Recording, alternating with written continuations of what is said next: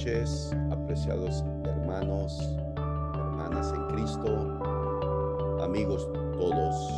Hoy iniciamos el estudio de la primera carta a los tesalonicenses. Todo el mes de junio estaremos estudiando. Recordemos, apreciados hermanos, que el día jueves, los jueves, es estudio bíblico, noche de estudio bíblico, lo cual significa que cambia la presentación, la modalidad, y debemos mentalizarnos con ello para tener nuestra Biblia abierta, nuestras notas, para que tomemos notas, porque somos muy olvidadizos y lo que en el instante nos parece muy claro, se nos puede olvidar. Entonces, iniciamos nuestro estudio de primera a los tesalonicenses. Para los miembros ya de trayectoria en la congregación, no es inusual o ya están familiarizados en cuando uno comienza a estudiar un libro de la Biblia, lo primero que uno hace es analizar un panorama general de ese libro. Y eso es lo que quiero hacer a continuación. Aquí presento para ustedes datos sobre primera a los tesalonicenses, para que nos familiaricemos con esta información. Aquí les va, datos sobre la carta. El autor, Pablo, indudablemente, aunque el autor en el primer versículo de primera a los tesalonicenses 1:1 involucra a compañeros de él, Silvano, Timoteo, como coautores de la carta. Los estudiosos de la Biblia coinciden en que es un acto de cortesía del apóstol Pablo de incluirlos en el encabezado de esta carta. Sin embargo, él es el medio que el Espíritu Santo emplea para revelar la palabra a los tesalonicenses. La fecha de esta primera carta a los tesalonicenses oscila entre el 51 o 52. Aquí entonces yo estoy compartiendo con ustedes fecha en que se escribió primera a los tesalonicenses es el año 51 de la era cristiana. Esto nos ayuda a situarnos en el contexto histórico de la época del cristianismo y los propósitos que tuvo el apóstol Pablo para escribir esta carta son, por ejemplo, animar y fortalecer a los nuevos creyentes, elogiarlos por su fe y resistencia en medio de la persecución, defender su ministerio. Algunos empezaban a cuestionar que Pablo era en realidad un verdadero apóstol de Jesucristo, ya que él no había estado cuando Cristo estuvo en su ministerio terrenal. Y Pablo defiende de un modo convincente por qué él es apóstol de Cristo. Aquí lo hace en esta primera carta a los tesalonicenses. Como cuarto propósito del apóstol al escribir es instruir a los discípulos sobre la segunda venida de Jesús y el destino de aquellos que mueran antes que Cristo venga. Entre los creyentes de Tesalónica había una inquietud y es que, bueno, se nos está enseñando y hemos aprendido que Jesucristo viene, que volverá por segunda vez. Pero entonces, ¿qué va a pasar con nuestros hermanos que han muerto con esa esperanza? Y Pablo responde esa inquietud. Dicho sea de paso, entonces, este tema de la segunda venida de Cristo es uno de los temas fundamentales de esta carta. Aquí en la pantalla, si ustedes pueden apreciar en sus dispositivos, comparto un mapa, el segundo viaje misionero de Pablo. Recordemos entonces que Hechos capítulo 17 registra la visita de Pablo a la ciudad de Tesalónica.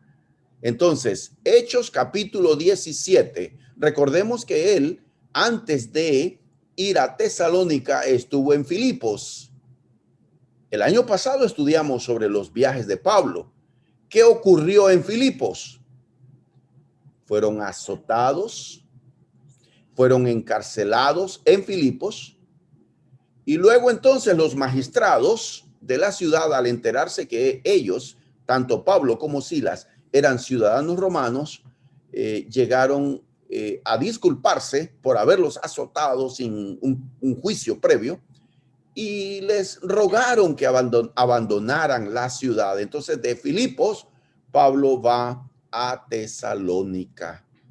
Y ahí entonces llega y dice Hechos 17 que por 3 sábados consecutivos, Pablo y Silas llegaron a la sinagoga de los judíos en Tesalónica para compartirles el evangelio. Pero una vez más en Tesalónica hubo oposición para estos predicadores del evangelio, y Pablo tuvo que salir porque hubo un alboroto en Tesalónica promovido por judíos fanáticos que no querían que Pablo predicara. Estaban celosos de ver la conversión de gentiles a la fe cristiana. Y entonces provocan un alboroto, y el apóstol Pablo tiene que salir de Tesalónica. Así que aquí ustedes tienen el mapa. Tesalónica, ustedes la pueden ver aquí en la parte de arriba de ven Atenas, Corinto, Berea, Filipos. A esta región se le conoce como la provincia de Macedonia. Muy bien, entonces, ¿están listos para que les haga un examen ahora mismo con estos datos y esta información? Espero que sí. Ok, continúo dando la introducción y el panorama general al estudio de primera a los tesalonicenses. Datos de la ciudad. ¿Se imaginan ustedes que se calcula, no sé en qué se basan los investigadores, pero en la época de Pablo, Tesalónica tendría como 200,000 habitantes? Tesalónica. Actualmente se le conoce a esa ciudad. Hay una ciudad actual en ese sitio que se le conoce como Salónica. Entonces tenemos que Tesalónica era capital de la provincia romana de Macedonia, para que ustedes se ubiquen allí en el mapa y en el contexto geográfico. Tesalónica era un puerto comercial de gran importancia, era un paso de rutas comerciales, y también un dato no menos importante es que estaba situada en la ruta de la autopista conocida como la Vía Ignacia. Esta carretera, construida por los romanos, fue muy famosa en aquella época. Ella estaba en dirección este-oeste, la Vía Ignacia, y esta ciudad estaba situada en esa ruta. Y otro dato sobre Tesalónica es que ella era, junto a Corinto, la segunda ciudad más importante de Grecia. Estaba Corinto, que también era otro puerto, y estaba entonces Tesalónica. Todo esto es importante y enriquece nuestro conocimiento y nos sitúa mentalmente, nos traslada a la época y cobra vida esta ciudad en nuestra imaginación. Sobre la iglesia de Tesalónica, puedo brindarles también la siguiente información. Fue fundada en el segundo viaje misionero de Pablo, y esa información la encontramos ¿dónde? ¿En qué parte de la Biblia? Hechos capítulo 17. Estaba constituida por gentiles. Esto es muy importante. Ustedes saben qué significa gentiles. personas que no eran de la raza judía. Del capítulo 1, que lo vamos a leer por entero, son 10 versículos nada más, se desprende un dato que presenta allí el apóstol Pablo, se desprende como evidencia de que la iglesia de Tesalónica estaba formada por gentiles y que sus miembros permanecían fieles al Señor.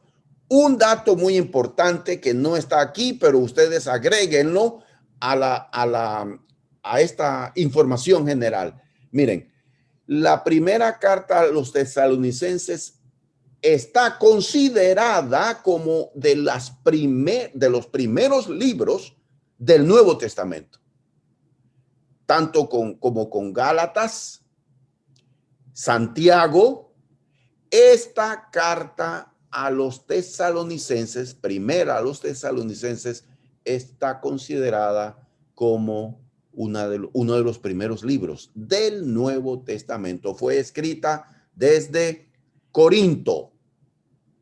Pablo solo estuvo en Tesalónica entre 3 a 5 semanas. Apunten este otro dato también.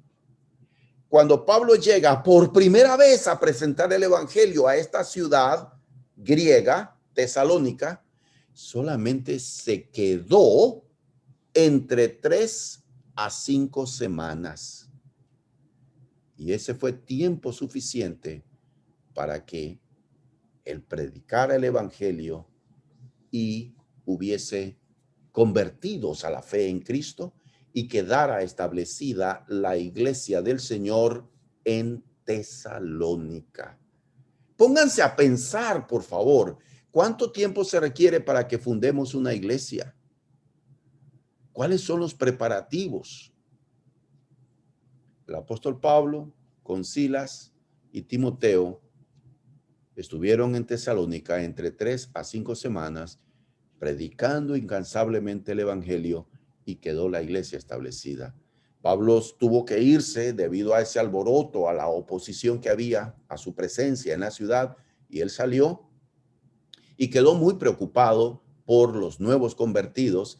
Entonces le pide a Timoteo que vaya a visitarlos y escribe desde Corinto esta carta. Ahora sí estamos listos entonces para entrar en materia en el capítulo 1 de Primera a los Tesalonicenses. Ahora, si ustedes tienen alguna pregunta de lo que acabo de decir, por favor, no duden en escribir en el chat y trataré entonces de responder sus preguntas. Les animo a que interactúen y que podamos entonces hacer esto una dinámica para estudiar juntos la palabra de Dios. Bien, comenzamos. Primera a los Tesalonicenses, leamos. Primera a los Tesalonicenses, capítulo 1, versículo 1. Salutación. Pablo, Silvano y Timoteo, a la iglesia de los Tesalonicenses, en Dios Padre y en el Señor Jesucristo. Gracia y paz sean a vosotros, de Dios nuestro Padre y del Señor Jesucristo. Este es el versículo 1. Fíjense, en el libro de Hechos, Lucas, que es el escritor de Hechos de los Apóstoles, llama a este Silvano, ¿cómo es que lo llama?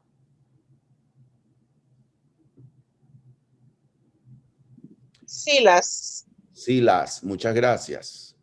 Pero fíjense ustedes, Pablo le llama Silvano. Es el mismo Silas que fue compañero de Pablo y que anduvo en el segundo viaje misionero y que fue azotado juntamente con Pablo en Filipos. Silas. Pero Pablo aquí lo llama Silvano. No tengo explicación para esto en este momento, pero seguramente que tiene que haber algo parecido como con el nombre Saulo y Pablo. Bien, entonces 4 cosas deseo resaltar de este versículo 1. Tomen nota. El apóstol Pablo inicia su carta siguiendo el estilo de escritura de los griegos. Cuando los griegos empezaban una carta, ellos empleaban esta palabra, chairén, que significa saludos. También dicen que esta palabra griega, chairén, significa regocíjense. Pero el apóstol Pablo acuña una nueva expresión, una frase cristiana. ¿Cuál es la frase que es muy típica del apóstol Pablo en sus escritos? Cuando da un saludo, gracia y paz sean a vosotros. Es una frase acuñada, es decir, es de la autoría de Pablo en sus escritos. Gracia, charis en griego, gracia, y shalom, que era el saludo de los judíos, paz. Entonces Pablo pone como saludo gracia, y sabemos qué significa la palabra gracia. El concepto, todo lo que encierra el rico significado y contenido de la palabra gracia en el Nuevo Testamento significa el don inmerecido de Dios, el regalo de Dios, y que se refiere a la salvación por gracia, por medio de Jesucristo. Entonces, en este orden debemos entender, la gracia trae perdón, reconciliación del hombre con Dios. Dios perdona al hombre por medio de la fe en Cristo Jesús. Y como resultado de tener el perdón, viene la paz. En ese orden, la paz que viene de Dios significa estar bien con Dios, porque he sido perdonado por gracia. Es entonces el resultado. Por eso Pablo escribe en Romanos 5:1, justificados pues por la fe, tenemos paz para con Dios por medio de Jesucristo. Romanos 5:1. Entonces, gracia y paz. La tercera anotación que tengo del versículo 1 es que es interesante y no podemos pasar por alto mencionar que Pablo no trabajó solo. Pablo trabajó en equipo. Y aquí vemos que él está acompañado de Silvano y Timoteo. Es interesante ver que un hombre tan dotado por el Espíritu Santo y de tanta capacidad como lo fue Pablo, él también necesitaba del apoyo de hermanos en Cristo. La obra en la iglesia no es la obra de un solo hombre. La obra en la iglesia se debe realizar por todos, hombres y mujeres unidos, formando un solo equipo para el progreso del evangelio, para el avance del reino de Dios aquí en Panamá. Entonces, notamos esto. Pablo no trabajó solo. Ahora, trabajar en equipo no es fácil. Se requiere paciencia, comprensión, perdón y el deseo de que haya unidad, humildad. Se requieren todas estas cualidades en el carácter para saber trabajar en equipo. Y Pablo es un ejemplo para nosotros en este aspecto. Y finalmente en el versículo 1, resalto, sería en el versículo 2, perdonen, resalto aquí el agradecimiento que Pablo, es característico también de Pablo en sus cartas, expresar este tipo de frases. Leamos, por favor, primera los Tesalonicenses, capítulo 1, versículo 2. Damos siempre gracias a Dios por todos vosotros, haciendo memoria de vosotros en nuestras oraciones. Entonces, Pablo es un hombre que agradece a Dios por la hermandad, por la iglesia, la familia en la fe. Es el pueblo de Dios y nosotros formamos parte de esta gran familia en la fe, amados hermanos. ¿Usted se siente parte de esa familia en la fe? ¿Sabe cuán importante es formar parte de la iglesia? Es un privilegio y un honor. No ser un invitado, no ser un asistente, no ser un simpatizante, sino un miembro de la familia de Dios. Y Pablo da gracias a Dios y dice, lo menciono en mis oraciones. Entonces, dos cosas que vemos en las oraciones de Pablo: agradecimiento y petición por la hermandad. En la primera a los tesalonicenses, vemos que Pablo hay un tono de agradecimiento, un tono positivo de reconocer la fidelidad de los cristianos de Tesalónica. En otras cartas no comienza así. En otras cartas, Pablo está muy preocupado por la condición espiritual deplorable. Por ejemplo, Gálatas. Por ejemplo, Primera a los Corintios. Pero en esta carta encontramos un tono distinto. Pablo resalta, menciona cosas positivas. Y quiero decirles que si ustedes me pidieran que yo les diga cuál es la idea central de Primera a los Tesalonicenses, capítulo 1, en estos 10 versículos, la idea central yo la resumiría así: una iglesia modelo, la iglesia de los tesalonicenses. Y Pablo lo menciona aquí. ¿Por qué la iglesia de los tesalonicenses es una iglesia modelo? Y cómo yo desearía, en un sentido positivo, que la iglesia de Cristo en Panamá Oeste sea la iglesia modelo en Panamá, que sea una iglesia referente en la obra nacional, no para echarnos flores ni para recibir alabanzas de las personas. No, es que se requiere ir a la cabeza en programas, en organización, en trabajo, en desarrollo. Cuánto anhelo que el Espíritu Santo siga trabajando entre nosotros para que el ministerio de damas, ministerio de jóvenes, el grupo de hombres, toda la iglesia sea una iglesia modelo, una iglesia referente. Y la iglesia de Tesalónica es eso, una iglesia modelo. Concentrémonos y enfoquémonos en esta hora entonces en aprender estas cosas positivas de la iglesia modelo, la iglesia de los tesalonicenses. Continúo. ¿Nadie se anima a escribir ninguna pregunta? Muy bien. Versículo 3. 3 palabras que resumen la vida cristiana. Dice, acordándonos sin cesar delante del Dios y Padre nuestro, de la obra de vuestra fe, del trabajo de vuestro amor y de vuestra constancia en la esperanza en nuestro Señor Jesucristo.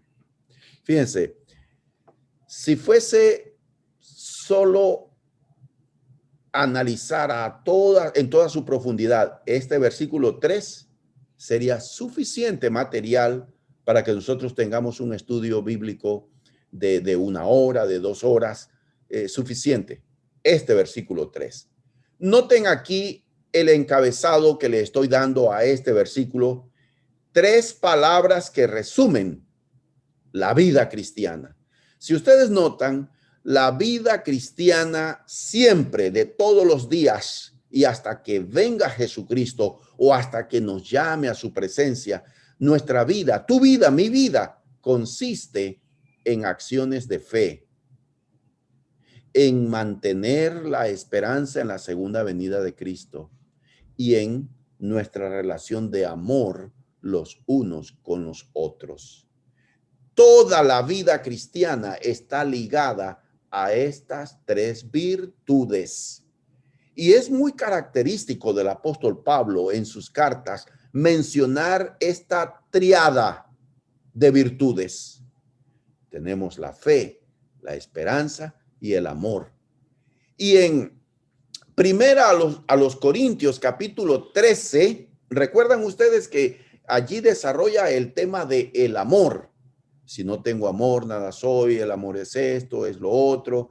¿Recuerdan? Primera a los Corintios 13. Bueno, al final finaliza, allí creo que es en el versículo 13 o 14, donde dice, ahora permanecen la fe, la esperanza y el amor, pero el mayor de estos es el amor.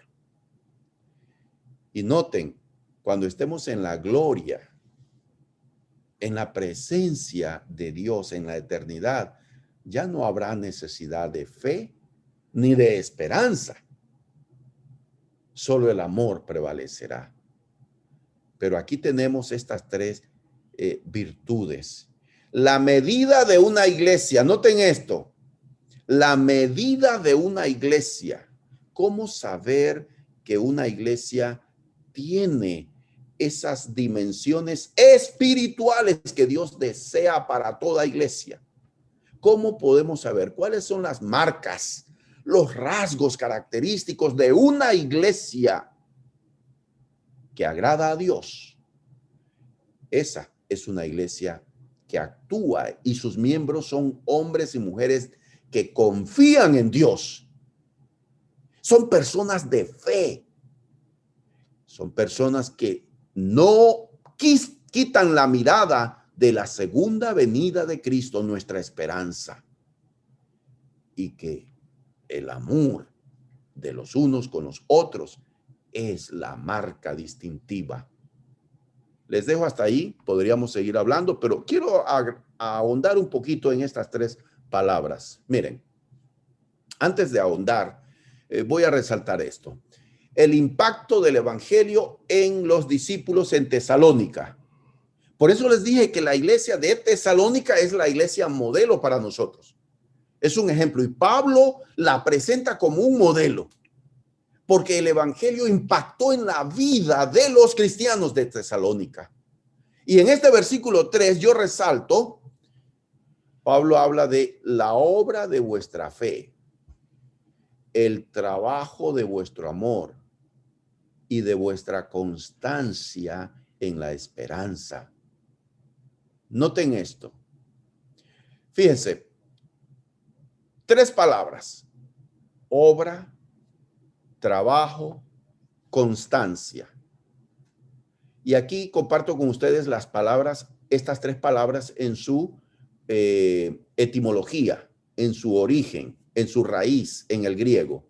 Tenemos entonces que la palabra obra, que nuestra Reina Valera traduce obra, es del griego ergo. Se traduce obra. Y esta palabra ergo en el idioma griego, el idioma original en que Pablo escribe, significa, mira lo que significa obra: trabajar, obrar, accionar. Y luego Pablo dice el trabajo de amor, de vuestro amor. Entonces la palabra trabajo aquí en el original griego es kopou. Kopou se traduce en la Reina Valera como trabajo y esta palabra significa acción que requiere sacrificio. Y noten esto, en la primera, cuando habla del trabajo,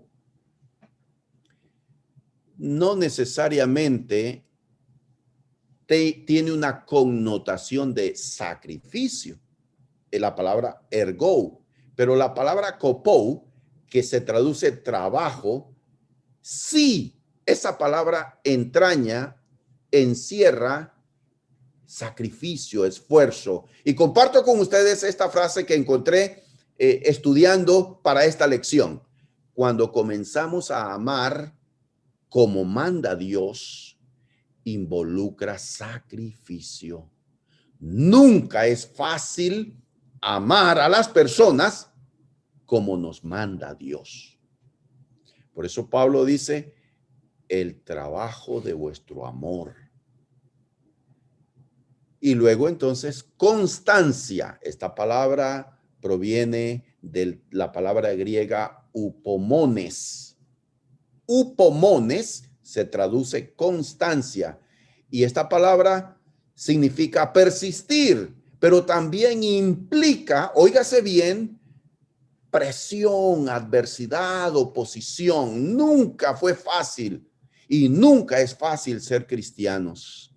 El mismo Pablo, cuando estuvo allí en Tesalónica, fue perseguido por la fe. Ese mensaje que predican los falsos profetas que hablan de el evangelio de la prosperidad, ese no es el mensaje del evangelio. Ese es un evangelio inventado, porque los cristianos no debemos esperar que todo marche bien, que tengamos abundancia, salud y prosperidad siempre en nuestras vidas, porque es parte del plan de Dios que nosotros padezcamos por causa de Cristo.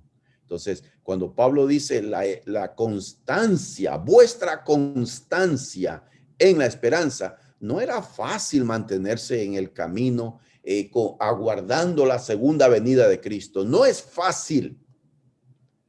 Muchos se bautizan de buena fe, convencidos, pero las cosas de este mundo los atraen y ellos dejan la fe. Pero los cristianos de Tesalónica se mantenían persistiendo a pesar de la oposición, a pesar de la presión social, a pesar de la adversidad. Esta es una iglesia modelo. Continúo. Para finalizar, las tres palabras que Pablo habla, fe. Recordemos que la fe es el primer paso que damos cuando nos convertimos. Es un acto de creer en la obra de Cristo en la cruz, creer que Dios nos perdona, pero también seguir demostrando con actos, con acciones y con obras que somos salvos. No somos salvos por obras. Pablo dice en Efesios 2:8 al 10 que por gracia somos salvos, no por obras, para que nadie se gloríe. Sin embargo, eso dice en el 8, en Efesios 2:8, pero en el versículo 10 Pablo dice que Dios ha preparado obras para que andemos en ellas. Entonces, las obras de las que habla aquí son obras de fe, una demostración de que somos creyentes en Cristo. Y luego la palabra esperanza. Esto es un concepto básico, fundamental de la vida cristiana. Todas nuestras creencias, la esperanza, que tiene que ver con la segunda venida de Cristo, es fundamental. Entonces, miren, en Tito 1:2 dice así: en la esperanza de la vida eterna. Miren lo que encierra la esperanza cristiana. Usted, yo, todos tenemos que afirmarnos en este mundo. Algunas veces podemos perder de vista por qué soy cristiano, por qué he rendido mi vida a Cristo y cuál es mi meta en la vida. Nosotros aguardamos, como dice aquí, la esperanza de la vida eterna. En Tito 2:13 dice: aguardando la esperanza bienaventurada y la manifestación gloriosa de nuestro gran Dios y Salvador Jesucristo. Y aquí mismo en Tesalonicenses capítulo 2, primera a los Tesalonicenses 2:19, con respecto, estoy alimentando tu esperanza, hermano y hermana. Concéntrate, enfócate. Cuando habla la Biblia de esperanza, ¿a qué se refiere? Es a lo que aguardamos, esa expectativa, el día que Cristo venga. Dice primera a los Tesalonicenses 2:19, porque ¿cuál es nuestra esperanza? O gozo, o corona de que me gloríe. ¿No lo sois vosotros delante de nuestro Señor Jesucristo en su venida. Lo que Pablo está diciendo aquí en primera a los Tesalonicenses 2:19 es que la mayor recompensa para él como predicador del evangelio, como el que lleva la semilla de la palabra de Dios a los corazones de los tesalonicenses, su mayor recompensa es que el día de Jesucristo él pueda ver a estos convertidos en la gloria. Y esa es su esperanza como mensajero de Dios. Luego el amor. El amor al que habla aquí es el ágape. Es el amor de Dios y que no es fácil. Se requiere mucho esfuerzo para amar como Dios quiere que amemos. Muy bien. ¿Nadie tiene preguntas? Nadie escribe. Ok. Bien. Seguimos en el versículo 4. Volvemos, por favor. Nos enfocamos. Versículos 4 y 5. Porque conocemos, hermanos amados de Dios, vuestra elección. Pues nuestro evangelio no llegó a vosotros en palabras solamente, sino también en poder, en el Espíritu Santo y en plena certidumbre, como bien sabéis cuáles fuimos entre vosotros por amor de vosotros. Ahora, en el versículo 4, este es un versículo poderoso, hermanos. Hace una declaración tremenda. Y yo aquí he puesto en cursivas 2 palabras del versículo 4. Comparto la pantalla con ustedes. Conocemos vuestra elección. Pablo hace referencia aquí a una doctrina muy paulina, el tema de la predestinación, el tema de la elección. Es un tema muy profundo. Conocemos vuestra elección. Lo que quiere decir Pablo es, hermanos tesalonicenses, ustedes fueron escogidos por Dios para ser salvos en Cristo Jesús. Resalto de este versículo 4, estamos estudiando y estamos tratando de profundizar, de comprender palabras en su significado original. Resalto aquí en letra roja esa forma cariñosa, esa ternura con que Pablo se refiere a sus hermanos en Tesalónica, a estos gentiles que se convirtieron a la fe en Cristo cuando él llegó predicando el evangelio. Les llama hermanos amados de Dios. Miren, nosotros muchas veces pasamos por alto verdades de la palabra de Dios, verdades que pueden alimentarnos, inspirarnos y motivarnos cuando estamos desanimados por los problemas, por las dificultades, por la presión del mundo y del pecado. Nos olvidamos de grandes verdades y yo quiero resaltar esta verdad. Nunca olvidemos que nosotros, hombres y mujeres cristianos, somos amados por Dios. El amor humano, el amor entre nosotros se puede debilitar. Podemos fallarnos, pero nunca falla el amor de Dios. Dios es amor. Y Pablo entonces les recuerda, les dice, hermanos, ustedes han sido escogidos por Dios para ser salvos y ustedes son amados por Dios. Versículo 5. De un modo indirecto, el apóstol Pablo introduce un tema que va a tocar en el capítulo 2 y es la defensa de su apostolado. Había quienes dudaban de que Pablo era un verdadero apóstol de Jesucristo. Pues aquí les dice esto, miren, cuando llegamos a predicarles el evangelio, no fueron palabras solamente, no fue una simple retórica, no fueron discursos, no fueron piezas literarias, no fueron frases o eslogans o pensamientos que yo les lancé. Hubo demostración del poder de Dios. cuando Pablo llegó a Tesalónica, el Espíritu Santo se manifestó con gran poder. Ahí lo dice, sino también en poder, en el Espíritu Santo y en plena certidumbre. La vida del apóstol Pablo reflejaba la llenura del Espíritu Santo. Y por supuesto, siendo apóstol de Jesucristo, recibió el poder y la autoridad de Cristo, y por medio del Espíritu Santo él hacía señales, evidencias de que él era un hombre de Dios.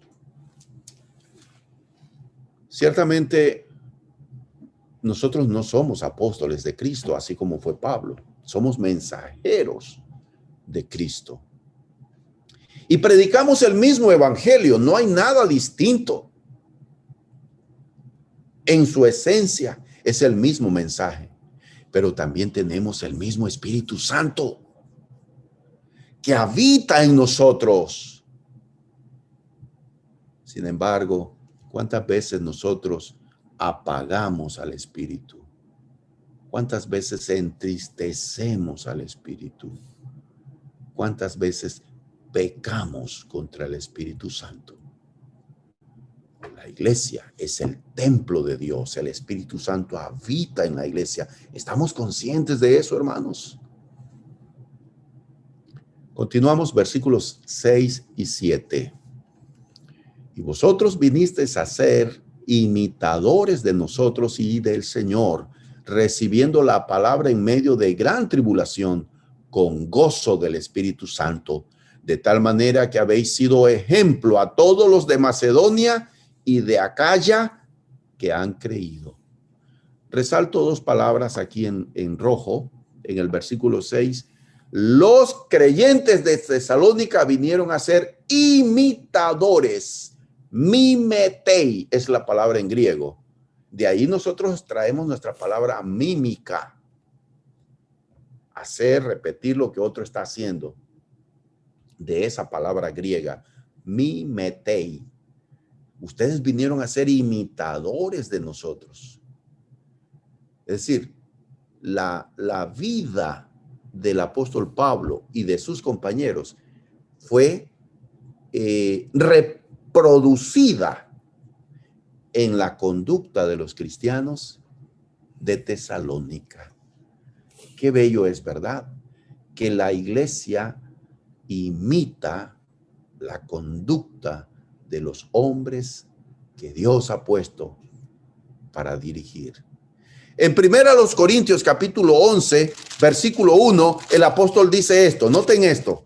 1 Corintios 11:1. Sed imitadores de mí, así como yo de Cristo. Entonces, aquí tenemos el apóstol Pablo pide a los discípulos que lo imiten, porque él está imitando a Cristo. Ahora, se requiere hombres consagrados a Dios que anden en un camino de rectitud y de santidad para poder decir, imítenme y sigan mi ejemplo. Y esperamos que con las oraciones de la iglesia, los varones que estamos presidiendo la congregación, podamos con la frente en alto decir a la iglesia, sean imitadores de nosotros, porque hablamos con la autoridad del ejemplo y de la conducta. No es arrogante ni es vanaglorioso, sino que en un sano espíritu poder retar a los hermanos. Para ello necesitamos ser verdaderos ejemplos de consagración y de camino de rectitud en la senda cristiana. Sean imitadores. Ustedes vinieron a ser imitadores de nosotros. Por eso les dije que la iglesia de Tesalónica es la iglesia modelo para nosotros.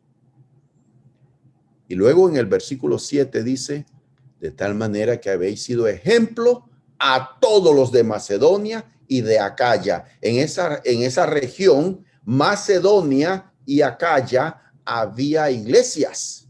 Y lo que Pablo está diciendo es que la iglesia de Tesalónica era una iglesia modelo para las demás congregaciones en esas áreas. Por eso les dije, qué bueno, ojalá Dios quiera que la iglesia de Panamá Oeste sea una iglesia referente, una iglesia modelo para nuestras hermanas congregaciones en el resto del país. Para ello necesitamos esforzarnos más, trabajar unidos, apoyar la obra, ofrecernos para servir, porque la obra es de todos. Finalizamos con los versículos 8 al 10. Terminamos este estudio, primera a los Tesalonicenses, capítulo 1, versículos 8 al 10. Porque partiendo de vosotros ha sido divulgada la palabra del Señor, no solo en Macedonia y Acaya, sino que también en todo lugar vuestra fe en Dios se ha extendido, de modo que nosotros no tenemos necesidad de hablar nada, porque ellos mismos cuentan de nosotros la manera en que nos recibisteis y cómo os convertisteis de los ídolos a Dios para servir al Dios vivo y verdadero y esperar de los cielos a su Hijo, al cual resucitó de los muertos, a Jesús, quien nos libra de la ira venidera. Resalto en letras rojas estas frases que quiero comentar. Otra vez hago hincapié en lo que venimos diciendo. La iglesia de Tesalónica fue una iglesia modelo, no solo en la vida de ellos, imitando la conducta de Pablo y de los otros compañeros de Pablo, sino que también fueron predicadores del evangelio. Noten esto, la iglesia de Tesalónica, hombres y mujeres, predicaban el evangelio. ¿Cómo fue que el evangelio se esparció en el mundo romano, en el mundo antiguo, en el mundo del Nuevo Testamento? Fueron naciendo congregaciones a lo largo y ancho de aquel mundo, por hombres y mujeres como Aquila y Priscila. ¿Recuerdan una pareja de esposos cristianos? Ellos eran comerciantes y viajaban de un lugar a otro, y donde quiera que iban, la casa de ellos era lugar de reunión de la iglesia de Cristo. Hombres y mujeres, donde quiera que iban, sea de negocios o sea de vacaciones o a visitar a algún familiar, llevaban el evangelio. No se quedaban mudos. ¿Saben por qué? Nosotros los cristianos, cuando salimos a cualquier lugar de paseo o visitar a un familiar, no estamos de vacaciones espirituales, pero muchos cristianos toman vacaciones espirituales. Y perdemos oportunidad de llevar la palabra y la semilla. Miren, hermanos, quiero contarles esto. La iglesia en Darién comenzó porque una hermana que ya falleció, la hermana Jacinta, la hermana llevó la palabra a una hija de ella que vivía en una montaña en Sansón de Darién. Y así en muchos otros lugares. Y esta hermana Jacinta no sabía leer, pero fue una mujer que se convirtió a Cristo y llevó el evangelio. La obra de expandir el reino de Dios aquí en Panamá no es la obra de predicadores entrenados únicamente, es la obra de todos. ¿No les he dicho que mi propia conversión es el resultado de que una compañerita del colegio de mi hermano mayor le habló del evangelio a mi hermano, siendo él un adolescente? Mi hermano se convirtió y así vine yo a los pies de Cristo. Necesitamos animarnos para llevar el evangelio donde sea que vayamos. Luego en el versículo 9 nos habla de lo que es el evangelio. Miren, el evangelio habla de fe en Cristo, de arrepentimiento. ¿Y saben qué es arrepentimiento? La palabra arrepentimiento significa cambio de mente. La palabra griega para arrepentimiento es metanoia, un cambio de mente. ¿Saben ustedes qué significa? Significa dar un rumbo contrario a nuestra vida. Aquí en el versículo 9 lo dice, porque ellos mismos cuentan de nosotros la manera en que nos recibisteis y cómo os convertisteis de los ídolos a Dios para servir al Dios vivo y verdadero. Los tesalonicenses eran paganos. Dejaron los ídolos para servir al Dios vivo y verdadero. Pónganse a pensar, Pablo llega a Tesalónica, una ciudad griega, donde florece esa cultura y ese pensamiento griego, pero sumidos en la idolatría.